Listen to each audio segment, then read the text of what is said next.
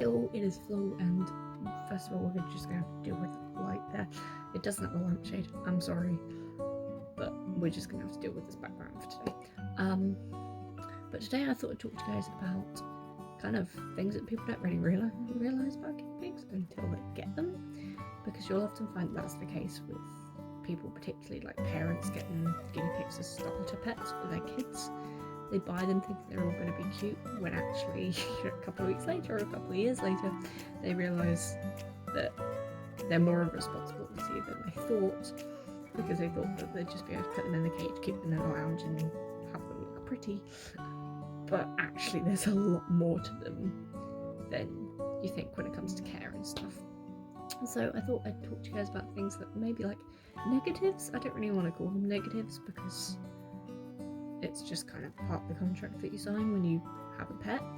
And then next week I'll be doing a more positive video on like good things or the benefits of having guinea pigs, I guess. So let's get started. I'm going to try and make this video as compact as possible.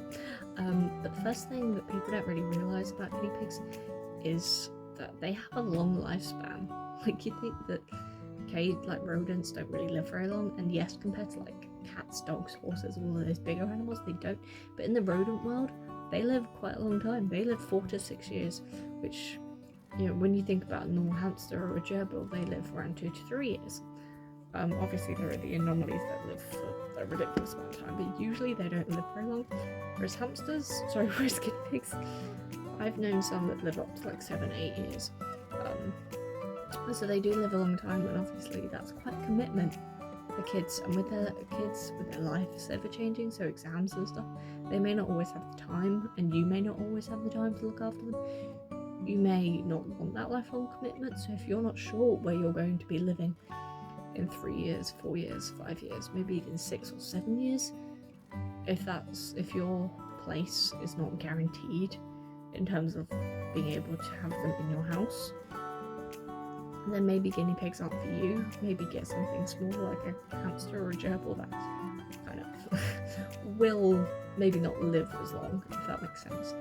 But at the same time, having a guinea pig that lives quite long is quite nice, because you get more time to spend with them, you get to make more memories, and you get to know them better.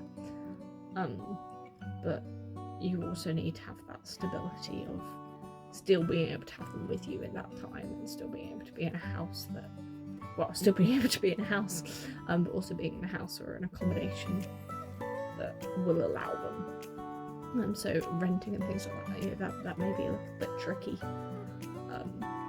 But yes.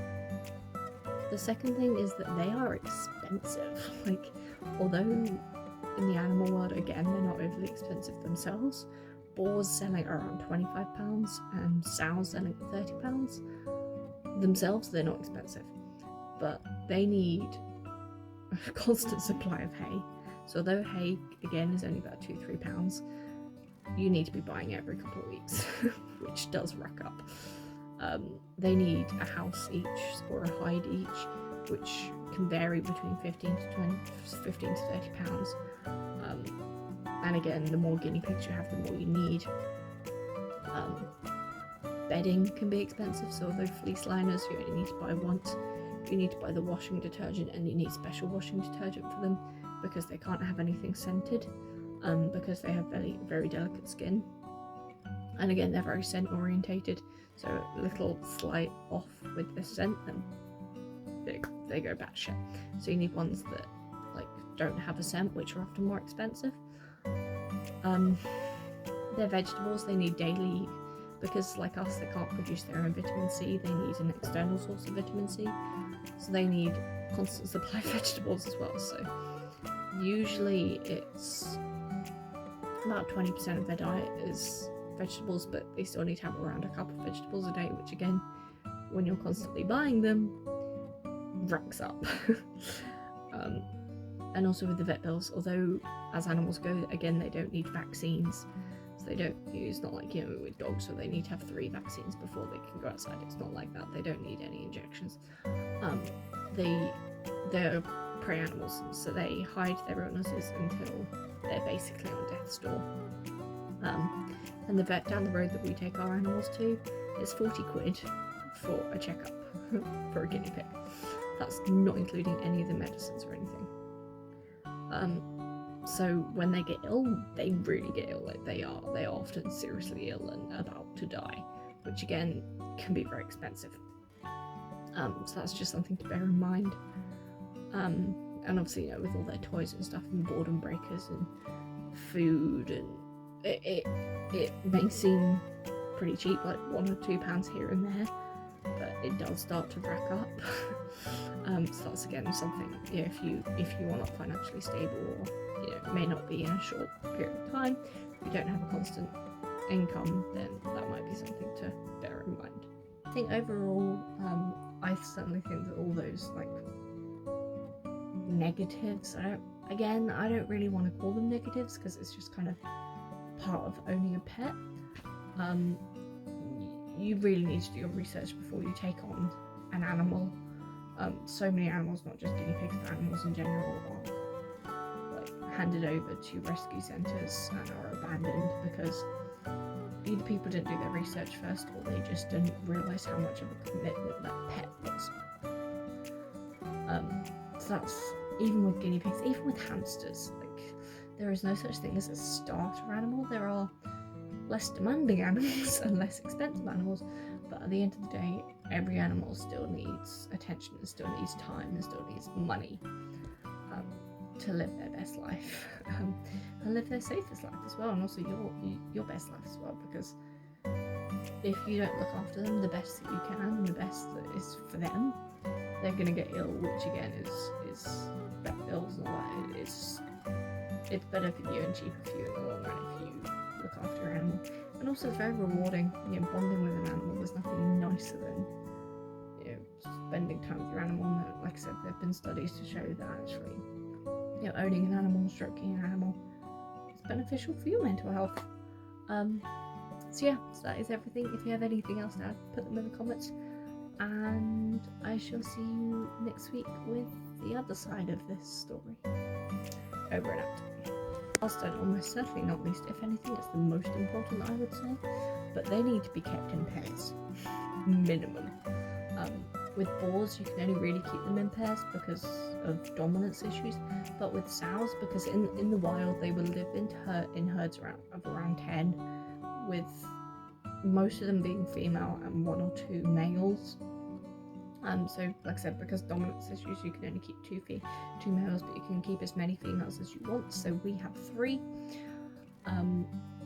and they need to be kept in minimum of pairs because there have actually been scientific studies, which I will link below if I can find them, that show that actually they get symptoms of depression and just they show not very positive behaviours, lethargy, they chew on their bars and their cage.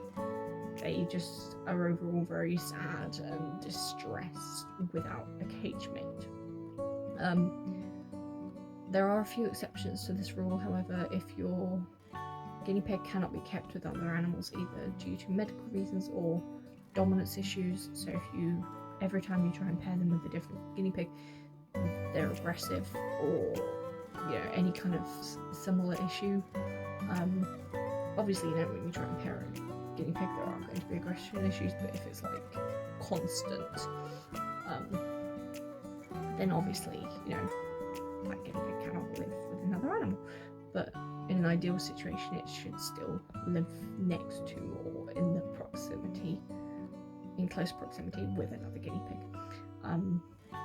You should not keep guinea pigs and rabbits together. They speak a different language, and there's actually a parasite, I can't remember what it's called, that is actually very dangerous to guinea pigs and can be passed. It's very common in rabbits, and it can be passed from rabbits to guinea pigs. So that's something that is very important to notice. Also, rabbits like to snuggle, guinea pigs don't.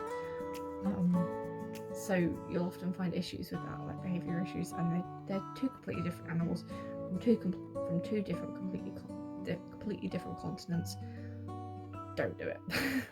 And obviously it becomes an issue if you have 2 guinea pigs and one dies. You're either going to have to give up that guinea pig or buy another one, which again starts the cycle. So it does prove difficult. In Switzerland, it's actually illegal to keep anything less than 2 guinea pigs, and I think that that's logical and that's safe for the benefit of the animal. And that's often what new owners overlook, that they just go to a guinea pig centre and they just get a guinea pig. But you need at least 2 guinea pigs, because they're herd animals, they find safety in numbers, and it's just for their safety and for their well-being. Maybe not for your bank account, but hey. The thing is that they are time consuming. They really are. Like, I need to change them out every single week. I need to feed them vegetables, I need to chop up their vegetables, I need to change their hay, I need to change their water, I need to change their litter tray. You know, leaving the house when I go home or when I come back to uni used to take me 10 minutes. I used to wake up, get dressed, get something to eat, put all my bags in the car and leave. I can't do that anymore. It's like leaving with a child. It's ridiculous. So I get up, I put all my stuff in the car, I get dressed, then I put my stuff in the car, and then I need to put the girls into their crates. I need to take their cage apart because their cage is in 3 bits, so I need to take away all the squares, take apart all the squares individually, put all the connectors into one bag, I need to put all the squares into another box, I need to break up their Corex because that doesn't fit my car in one piece. I need to fold up all their liners, I need to put all of the stuff that was in their cage in a box, I need to box that all up, I need to put that in the car, I need to strap them in the car, and then I can leave. It takes me around an hour to an hour and a half, depending on how much I've done the night before. But they are time consuming, you know. It's not like, you know, with hamsters where they sleep during the day, so you don't need to worry about them. You know, they're cuddly animals, they're very social animals, they like to spend time with you, they like to spend time with each other, they love to explore. Like, you'll often find that, like, if you put them in a new placement, granted, you know, once they're a little bit more comfortable with it, excuse me, but they absolutely love to explore. Like, we take Winnie up to the landing and sit down with her, and she's running around the place, like, she loves it.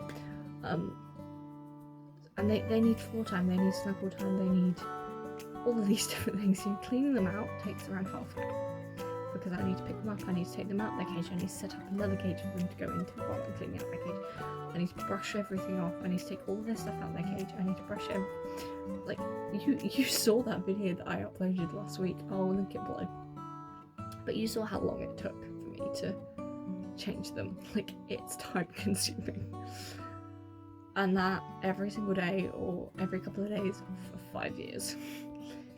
It's a lot. It gets a lot. Like, the novelty, particularly with kids, does wear off. But, you know, you have to weigh up the pros and the cons.